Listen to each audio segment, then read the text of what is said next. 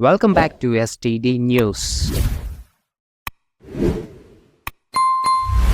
SC కులాలలోని ABCD వర్గీకరణపై రాష్ట్రాలకు చట్టం చేసుకోమని సుప్రీంకోర్టు ఇచ్చిన ఆదేశాన్ని స్వాగతిస్తూ తిరుపతి జిల్లా సూలూరుపేట మాదిగ సోదరులు అంబేద్కర్ విగ్రహానికి పూలమాలలు వేసి పండుగ చేసుకున్నారు. స్థానిక ఆర్ఎన్బి బంగ్లాలో ఏర్పాటు చేసిన ప్రెస్ మీట్ లో మామండూరు వెంకట చలపతి మాట్లాడుతూ ఇది మాదిగ కులానికి శుభదినమని, మాదిగలకు స్వతంత్రం వచ్చింది 1947లో కాదని ఇప్పుడే స్వతంత్రం వచ్చినట్లు ఆయన అన్నారు. ఎన్నో ఏళ్ల పోరాటం తర్వాత ఈ రోజు సుప్రీంకోర్టు ధర్మాసనం చారిత్రాత్మక ఆదేశాన్ని ఇవ్వటం సంతోషకరమని ఆయన అన్నారు. ఈ పోరాటంలో ఎన్నో ఇబ్బందులు ఎదుర్కొన్న మందకృష్ణ మాదిగకు కృతజ్ఞతలు తెలియజేస్తూ మాదిగల తరపున ఆయన చేసిన కృషి ఫలితమే ఈ ఆదేశమని ఆయన తెలియజేశారు. అలాగే ప్రధానమంత్రి మోడీకి, రాష్ట్ర ముఖ్యమంత్రి చంద్రబాబు నాయుడికి కూడా ఆయన తమ కృతజ్ఞతలు తెలియజేశారు. రాష్ట్ర ప్రభుత్వాలు సుప్రీంకోర్టు ఇచ్చిన ఆదేశాన్ని చట్టం చేయాలని ఆయన కోరారు. ఈ కార్యక్రమంలో ఎంఆర్పిఎస్ నియోజకవర్గం ఇన్ఛార్జ్ కొక్కుమల్లి రవి, జిల్లా ప్రధాన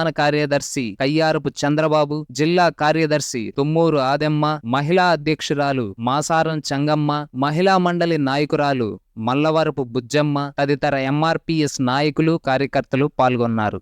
ఏబీసీ వర్గీకరణ తీర్పును ఇచ్చిన సుప్రీంకోర్టుకి, అలాగే ఆ రోజు ఆ తీర్పునిచ్చిన మాత్రమైన న్యాయమూర్తులు 7 మందికి, అలాగే దానికి ఒక ఇత్తనం అంటూ వేసిన మన రాష్ట్ర ముఖ్యమంత్రి వర్యులు నారా చంద్రబాబు నాయుడు గారి, అలాగే ఉద్యమాన్ని 30 సంవత్సరాలుగా నడిపిస్తున్న మా మందా కృష్ణ గారికి, అందరికీ, అలాగే దళిత నాయకులు, మాదిగ నాయకులు ఇట రాజ్యసభలో కానీ, ఇట పార్లమెంట్లో కానీ, ఇట అసెంబ్లీలో కానీ ఎన్నో విధాలుగా పోరుకాడి 30 సంవత్సరాలుగా ఈరోజు ఈ ఏబీసీ వర్గీకరణ ఒక కొలికి తెచ్చిన దానికి మాదిగలందరికీ చాలా సంతోషంగా, చాలా ఆనందంగా, ఈరోజు స్వతంత్రం వచ్చినంత ఆనందంగా చాలా ఆనందపడుతున్నారు.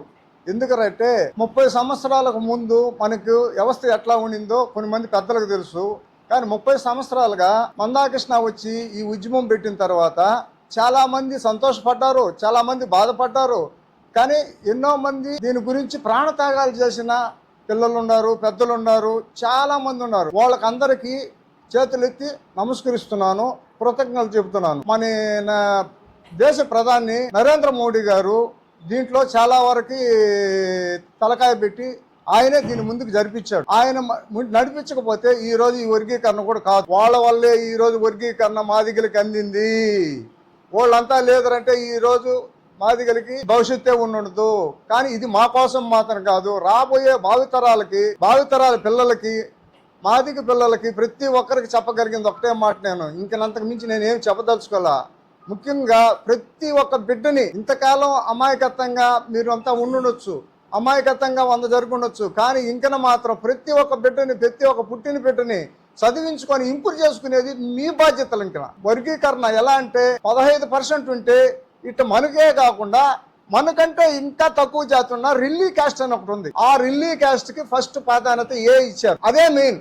ఎందుకంటే మనమేదో భగవంతుడి దయ వాళ్ళు బాగున్నాము, వాళ్ళు బాగలేదు, వాళ్ళకి ఇటువే ధర్మం, వాళ్ళకి ఫస్ట్ ఇచ్చారు కాబట్టి ఇంకా ఆనందం. మనకంటే కూడా ఆ రిల్లీ క్యాస్ట్ కి ఇచ్చింది చాలా సంతోషకరమైన విషయం. 1947లోగా స్వతంత్రం వచ్చింది, మాదిగలకు మాత్రం ఇప్పుడే వచ్చింది. మాదిగ జాతికి మాత్రం ఇప్పుడే స్వతంత్రం వచ్చింది. ఆంధ్రప్రదేశ్ మాలలు సుప్రీంకోర్టు ఇచ్చింది కేవలం ఒక ఆదేశం, అంటే ఒక ఆర్డర్. అదేంటంటే ఆయా రాష్ట్రాలకు సంబంధించి రాష్ట్ర ప్రభుత్వాలు ఈ ఏబిసిడి వర్గీకరణని చేసుకోవచ్చు చట్టంగా అని ఒక ఆదేశం ఇచ్చింది.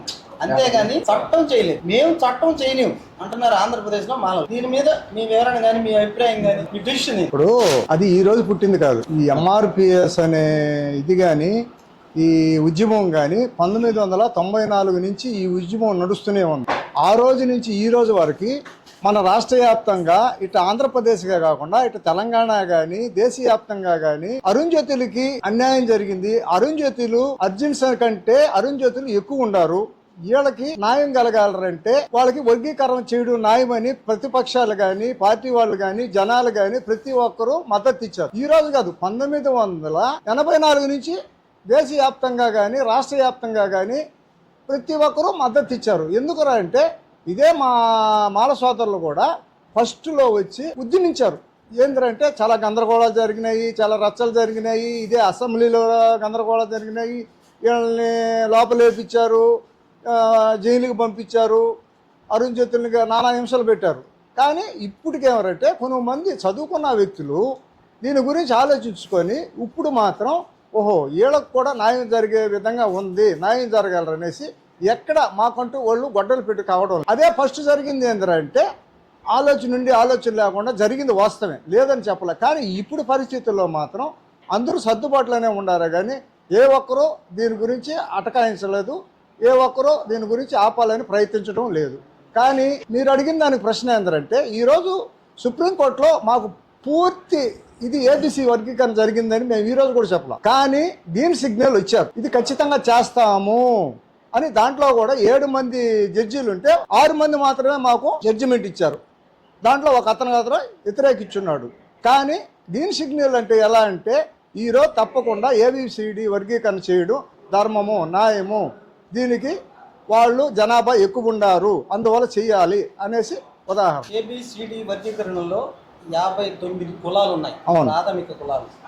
59 ప్రాథమిక కులాల వర్గీకరణ చేయదలుచుకుంటే మీ అభిప్రాయం ఏంటి? 59 కులాలకి ఈ తెలుసుకుంటే ఫస్ట్ వచ్చి మాకు అడగల రిల్లీ క్యాస్ట్ అనే ఒక క్యాస్ట్ ఉంది. ఆ రిల్లీ క్యాస్ట్ కే ఏమన్నాం ఆ రోజు కానీ ఈ రోజు కానీ రిల్లీ క్యాస్ట్ అనేది చాలా వెనకబడి ఉంది. ఆ రిల్లీ క్యాస్ట్ కే ఫస్ట్ ప్రాధాన్యత కల్పించమని, తర్వాతనే మాకు కల్పించమని, తర్వాత మాకు 7% వచ్చినా కాదు ఇప్పుడు వాళ్ళకి 6% 1% మాత్రం డిఫరెన్స్. ఆ 1% కూడా అరుణ్ జ్యోతులు ఎక్కువ, అందువల్ల ఆ పర్సెంట్ కూడా ఈ రోజు 6 మంది జడ్జీలు దాన్ని ఆలోచించుకొని నిర్ణయం తీసుకొని 7 మంది ఉన్నా కూడా 6 మంది జడ్జీలు ఆమోదించి దానికి ముద్రేసి గ్రీన్ సిగ్నల్ ఇచ్చినారు. కాబట్టి దాన్ని వాళ్ళకి కృతజ్ఞతలు చెప్పేదానికి ఈ ప్రెస్ మీట్ పెట్టాం. నా పేరు కుక్కమల్ల రవి మాదిగా, సూలూరుపేట నియోజకవర్గ ఇన్ఛార్జిగా ప్రస్తుతం ఉద్యమంలో కొనసాగుతున్నాను.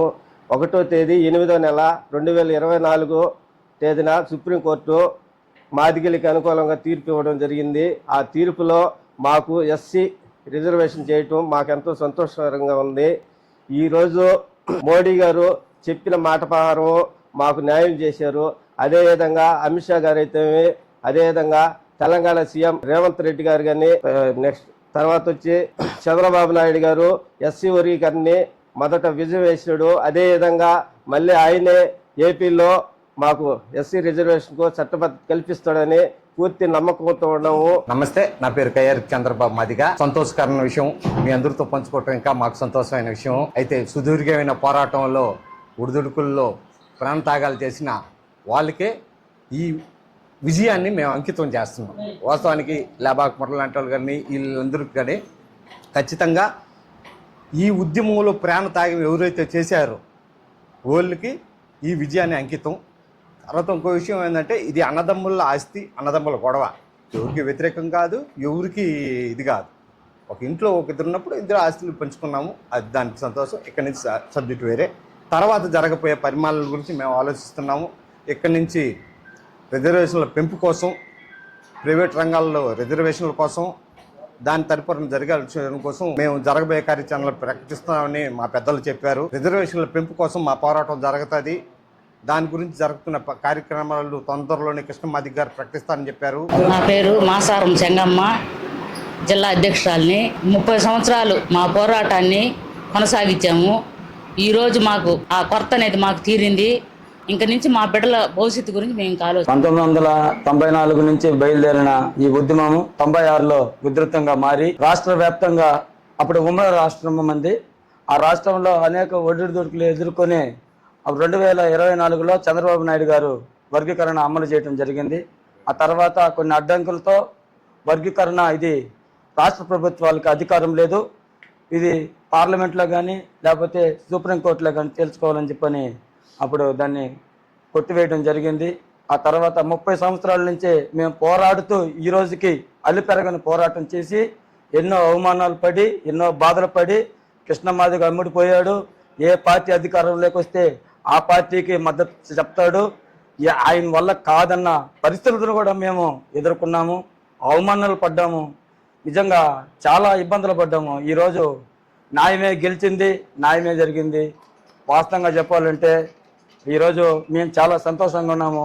మా బిడ్డలు కూడా మా కష్టాలను అర్థం చేసుకొని ఈ మాదిగ జాతిలో ఉన్నటువంటి తల్లిదండ్రులు ఆ బిడ్డల్ని చదివించే దాంట్లో ముందుకెళ్లాలని చెప్పని, వచ్చిన ఫలాలను అనుభవించే దానికోసం వాళ్ళు ప్రయత్నాలు చేయాలని ఆ తల్లిదండ్రులు ప్రయత్నం చేయకపోతే మేము పడ్డ కష్టం అనేది వేస్ట్ అనేది సంగతి కూడా మేము మీ ద్వారా తెలియజేస్తూ, ఇది మాదిగా మాలల అన్నదమ్ముల సమస్య పరిష్కారం అనేది పక్కన పెడితే ఇంకా మాకేం కావాలనే దాని గురించి ఆలోచిస్తామని చెప్పి మీకు అందరూ కూడా చేతులు ఎత్తి నమస్కరిస్తాను.